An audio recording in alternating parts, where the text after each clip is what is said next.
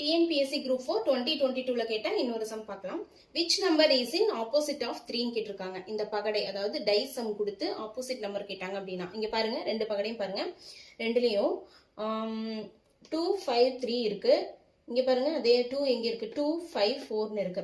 So 2 5 அப்படிங்கிறது இதுலயும் 2 5 2 5 ரெண்டு காமனா இருக்கு. அப்ப டிஃபரெண்டா இருக்க நம்பர் எது, 3 4. அப்ப 3யும் 4ம் ஆப்போசிட் நம்பர். இது வந்து ரொம்ப ஈஸியானது, டக்குன்னு போட்டுடலாம். அப்போ option B is the right answer. Okay, இதே மாதிரி ஒரே ஒரு நம்பர் மட்டும் டிஃபரெண்டா இருக்கிற மாதிரி கொடுத்துருந்தாங்க அப்படின்னா பாருங்க, இப்ப இந்த 2க்கு பதிவா இங்க 1 கொடுத்துருந்தாங்க அப்படின்னா எப்படி போடுறது? ஒரு நம்பர் மட்டும் காமனா இருக்கு அப்படின்னா அந்த காமனா இருக்க நம்பர்ல இருந்து clockwise directionல 3 2 அப்படி எழுதுங்க.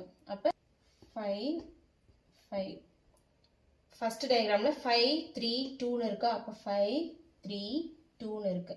செகண்ட் டயக்ராம்ல 5ல இருந்து எடுங்க, அதே clockwise direction, ஆன்டி கிளாக் போயிடக்கூடாது.